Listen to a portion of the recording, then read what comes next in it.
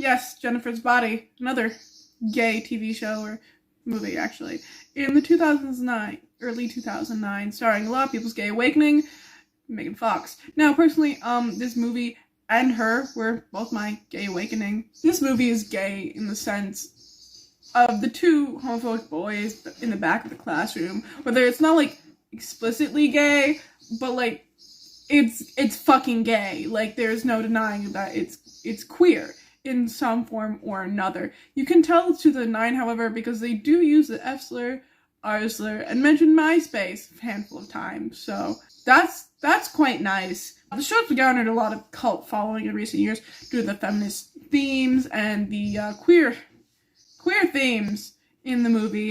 When it first became a movie, it didn't do well.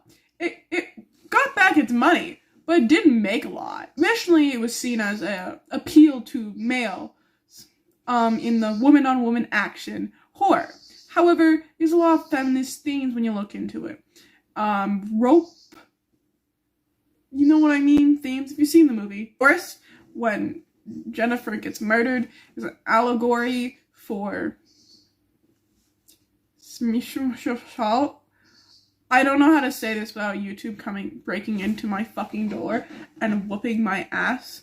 So that's how we're gonna say it from now on. How she takes on starting to kill boys can be a way of seeing of her regaining her control of her sexuality and getting revenge on the men who hurt her and all that. Now, I sound unimpressed, but honestly, I really love this movie, and it's really, really gay. Now, there is no lying. Everyone knows this movie is extremely gay, and you may be like, why? There's literally a line where she looks dead ass for her best friend and says, I go both ways. You only murder boys. I go both ways. In reference to eating and killing people, but that also can be applied towards sexuality. And finally, they literally have a makeout scene on the main character's best friend. Yeah, bed.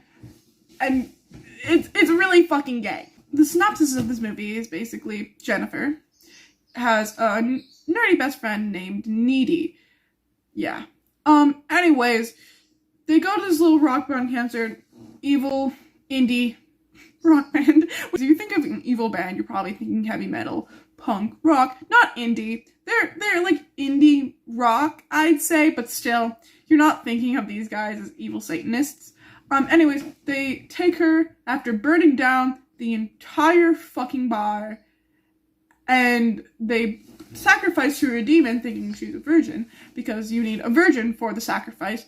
But, surprise, surprise, she is not. And then comes back as a demon and starts feasting upon men to gain power. No, I really appreciate this movie and all its many themes it has. And yeah, obviously it's fucking gay. Like, there's so many queer undertones on it. And why are you watching this video that had to explain it? I just want you to watch this movie again and realize how gay it actually is. And that Jennifer and Needy are in love. Okay? I don't accept criticism here. They are in love. The entire movie has women at its helm. It's written and directed by a female. It has basically an entire female cast of important people, at least.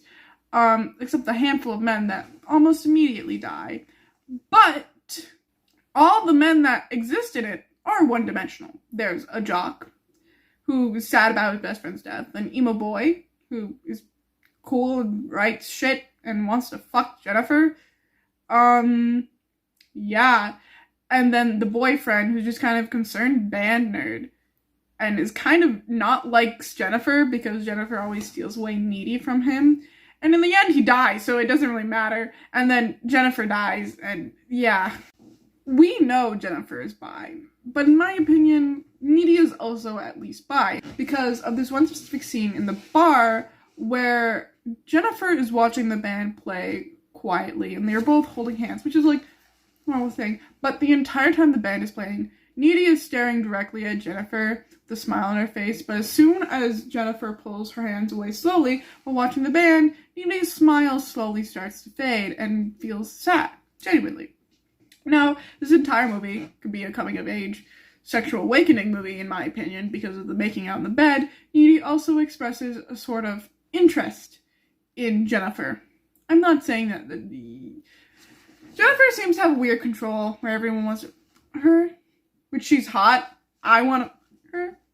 But yeah, there's 2 points where you see Jennifer explicitly interested in Needy. One of these points is like before they go to the indie band thing.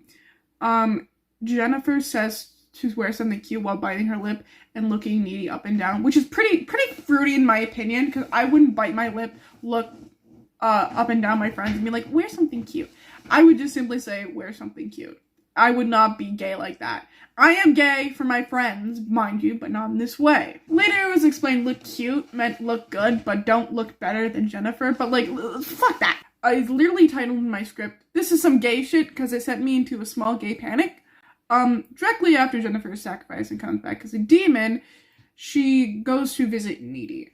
In this, she pins Needy against a wall, feels up her body, and whispers in her ear, "Are you scared?"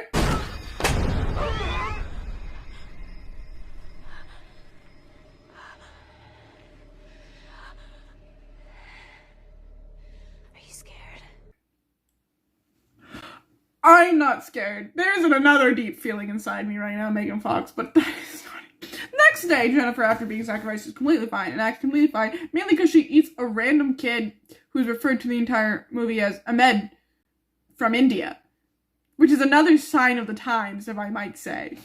One of my favorite parts of the movie is right after the barn burns down, you get a look at Jennifer's nails, and you're like, Beanie, what the fuck are you talking about? Why is this important? All of her nails are painted a pink, except 2 middle fingers are black, or vice versa.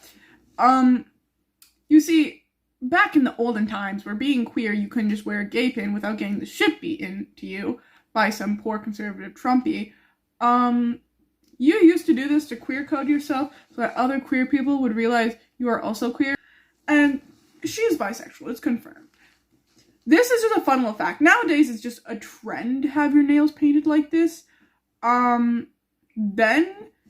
it was a symbol. Multiple times throughout the movie, Jennifer will specifically go for men that Needy likes. One of the men even being her boyfriend. The other boy is like a sweet emo man that I fall in love with within 5 minutes because he's a sweet emo boy who's nervous and awkward about Pretty Woman. Yeah. I like them a little bit of an incel. Haven't touched grass in a while. Whatever. Basically, right after rejecting the boy, Needy expresses how she thinks he's pretty cool. And Jennifer changed her tones immediately from just disinterested and annoyed to sweet and innocent. And how she wants to go out with this man. Now, later in the movie, we cut between Needy being with her boyfriend, doing adult things between that and Jennifer eating the boy. Now, this is just Jennifer liking what your best friend likes all the time to enter to another level. And this, in the end, represents probably going to kill Chip next and just wanting to be closer to best friend. Thank you for watching this little ranty movie. I watched the movie. And then I said, this is so fucking gay, I need to be gay and make a video of this. So, thank you. Thank you. Love you.